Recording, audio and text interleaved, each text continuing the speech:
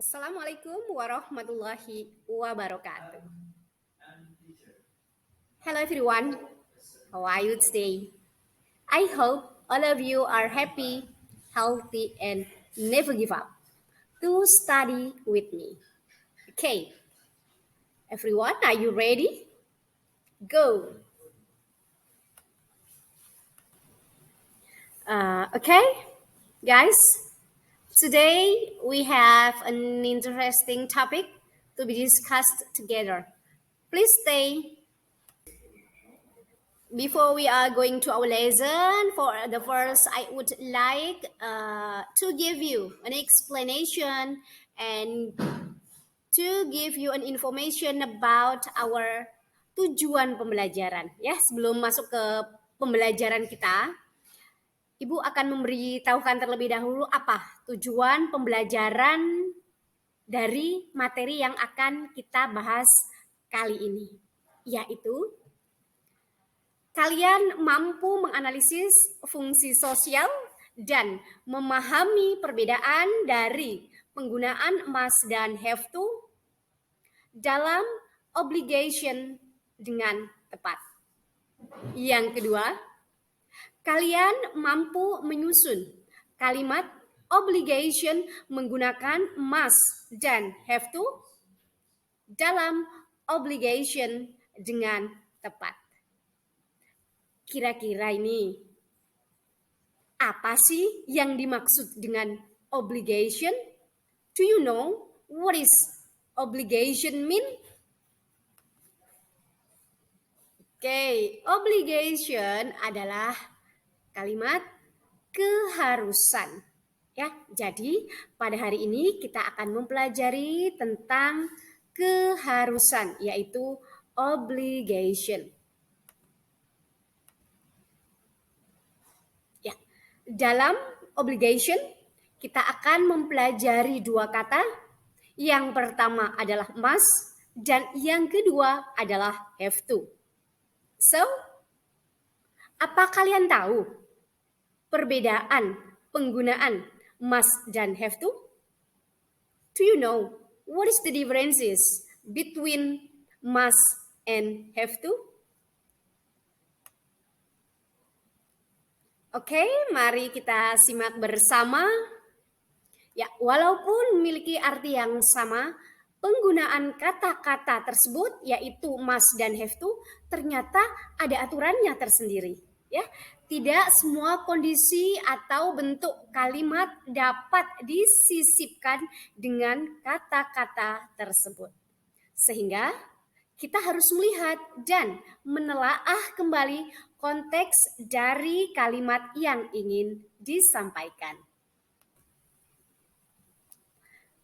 Oke, berikutnya adalah materi tentang obligation. Obligation adalah keharusan, seperti yang sudah disampaikan di awal. Obligation adalah sebuah ungkapan dalam bahasa Inggris yang digunakan untuk menyatakan kewajiban yang harus dilakukan. Ungkapan obligation ini biasanya digabungkan dengan expressing necessity atau kewajiban. Dalam kesempatan ini, kita jadikan satu. Keduanya bisa diartikan dengan wajib dan perlu. Okay. For number one, model must atau yang pertama adalah must. Must adalah modal verb atau modal verb dalam bahasa Inggris yang fungsi utamanya adalah untuk menyatakan kewajiban. Kata ini pada umumnya dipakai untuk menyatakan kewajiban yang datang dari diri si pembicara. Ya, bisa dikatakan semacam tekad. Rumusnya adalah subject, ditambah must, ditambah verb, verb base atau kata kerja bentuk pertama, dan diikuti dengan object. For example, I must talk to my mother before I leave. Nah, di sini saya harus berkata kepada ibu saya before I leave. Kok sepertinya wagu ya? Saya harus berkata. Nah, di sini berarti bisa diartikan saya akan meminta izin, ya kan, menyampaikan kepada ibu bahwa aku akan pergi. Nah, kenapa di sini kita menggunakan kata must? Tentu saja karena kewajiban itu datang dari si pembicara, yaitu aku. Contoh yang kedua, you must keep the house clean. Kamu harus menjaga rumah kamu bersih. Keharusan itu datang dari si pembicara, yaitu orang yang berbicara kepadamu, kepada kalian. Yang ketiga, you must help your parents. Nah, di sini kamu harus membantu orang tua kamu. Nah, kenapa menggunakan must? Tentu saja karena di sini adalah ada sebuah pernyataan kewajiban yang datang dari si pembicara. Do you understand? Kalian paham? Untuk yang berikutnya, must juga bisa digunakan untuk menyatakan aturan formal, resmi ya. Nah, contohnya, passengers must present ticket and passport. Ya, para penumpang itu harus present ticket and passport. Iya, di sini seorang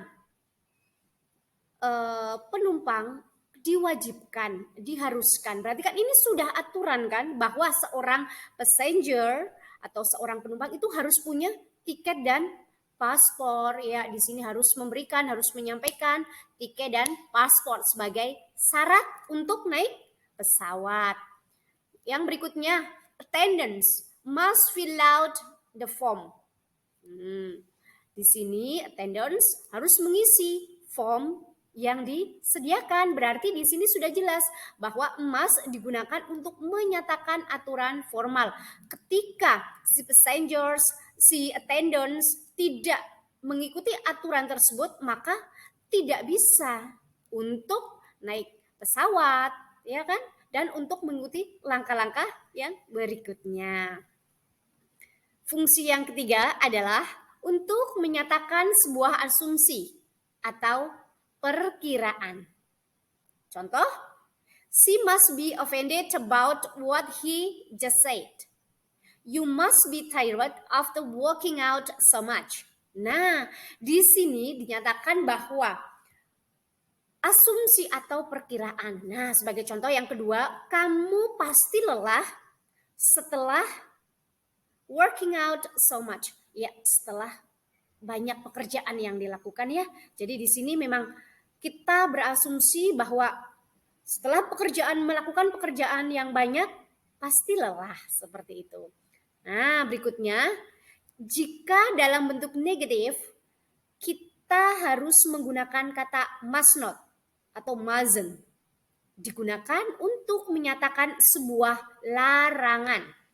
For example, visitors must not eat and drink inside the museum. Para pengunjung dilarang, ya kan? Makan dan minum di dalam museum. Jelas terlihat di sini bahwa ada kata must not, menyatakan sebuah larangan. Berarti tidak boleh dilakukan. I must not call her. Saya dilarang menelpon dia.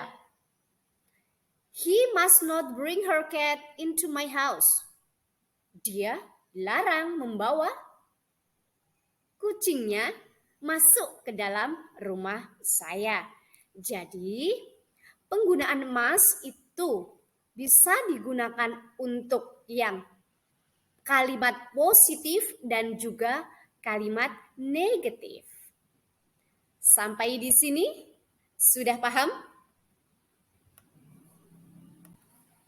Ya, selanjutnya, di sini ya, must versus have to. Wow, ternyata di sini have to adalah digunakan untuk general obligation, and then must digunakan untuk personal obligation. Ya, kita akan melanjutkan untuk penggunaan have to. Ya, yang kedua adalah model have to. atau have to. Modal have to dan has to digunakan untuk menyatakan keharusan, dan keharusan ini di mana asal keharusan itu datang dari luar dari si pembicara. Berarti sebenarnya keharusan itu muncul bukan dari kita sendiri, tetapi di sini dari orang lain, di luar diri kita. Nah, di sini for example, rumusnya dulu ya. Ada subjek, diikuti dengan have to atau has to, diikuti dengan verb, kata kerja, yaitu kata kerja pertama, dan diikuti dengan objek. Nah, jangan lupa, have to digunakan oleh subjek I, you, they, we. Dan has to digunakan oleh he, she, dan it. Okay? For example, I have to wear uniform at work. Saya harus memakai seragam saat bekerja. Nah, kita bisa lihat dari kalimat ini bahwa ada keharusan, namun keharusan itu datang dari diri si pembicara, yaitu siapa? Ya, kalau kita bekerja otomatis tempat kita bekerja kan yang mengharuskan kita memakai seragam. Berarti di sini benar-benar datang dari luar diri si pembicara. Yang kedua, Rita has to finish her work before Friday. Nah, otomatis Rita harus menyelesaikan pekerjaannya sebelum hari Jumat. Oleh siapa? Ya, oleh orang yang memberikan tugas. Seumpamanya Rita adalah seorang siswa, berarti gurunya yang memberikan perintah agar Rita harus menyelesaikan pekerjaannya sebelum hari Jumat. Contoh yang ketiga, you have to do housework every day. Kamu harus mengerjakan pekerjaan rumah setiap hari. Housework. Nah, berarti pekerjaan atau PR yang di rumah ya, bukan yang dari sekolah. Kalau yang dari sekolah biasanya kita sebut dengan homework. Tapi kalau housework adalah pekerjaan yang di rumah. Pekerjaan di rumah yang mungkin diharuskan oleh orang tua kalian, seperti itu. Keharusan itu datang dari siapa? Bukan dari diri kalian. Ketika di sini kamu harus mengerjakan pekerjaan rumah setiap hari, mungkin kalian diharuskan oleh orang tua kalian, oleh kakak kalian, oleh adik kalian. Seperti itu ya. Berikutnya, jika menggunakan have to dalam bentuk negatif, kita akan menggunakannya dalam bentuk do not have to atau don't have to. Maka artinya adalah tidak harus, berarti kamu tidak ada kewajiban untuk melakukan itu. Berarti boleh dong, ya kan? Nah, di sini alias boleh dilakukan atau tidak dilakukan. Dalam konteks ini, subjek kalimat tidak perlu melakukan kegiatan dalam predicate, ya. Tetapi ia boleh melakukan jika ia mau. Tidak ada keharusan yang dinyatakan dalam kalimat ini. Contoh yang pertama, I don't have to bring food. Saya tidak harus membawa makanan. Berarti di sini optional ya. Membawa ya boleh, tidak membawa ya boleh. Seperti itu. Contoh yang kedua, you can go to the party, but you don't have to. Kamu dapat pergi ke pesta, tetapi kamu tidak harus. Nah, intinya adalah pergi ke pesta ya boleh, tidak pergi ke pesta ya boleh. Berarti anjuran untuk pergi ke pesta itu tidak harus. Datang ya boleh, tidak datang pun boleh. Seperti itu. Sampai di sini paham? Oke, next. Terlepas dari konteks yang sudah disampaikan tadi ya, nah have to itu lebih umum digunakan dalam bentuk lisan atau spoken dibandingkan dengan must. yaitu untuk menyatakan sebuah keharusan. Untuk itu, lebih baik kita menggunakan have to untuk mengungkapkan keharusan saat kita berbicara dalam bahasa Inggris agar kita terdengar lebih natural, lebih alami ya. Berarti bisa kita memilih have to dalam percakapan sehari-hari. Nah, itu tadi adalah materi tentang obligation. Oke, that's all about material for today ya. Itu adalah materi untuk hari ini, untuk saat ini tentang obligation atau keharusan. Di sini Ibu ulang kembali bahwa keharusan itu memakai dua kata yang bisa digunakan. Yang pertama adalah must dan yang kedua adalah have to. Masing-masing dibagi menjadi dua. Bisa digunakan dalam kalimat positif dan juga dalam kalimat negatif.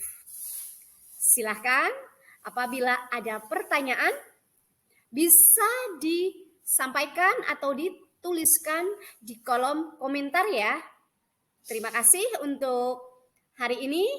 That's all for today. Thanks for your attention. Nice to meet you. Wassalamualaikum warahmatullahi wabarakatuh.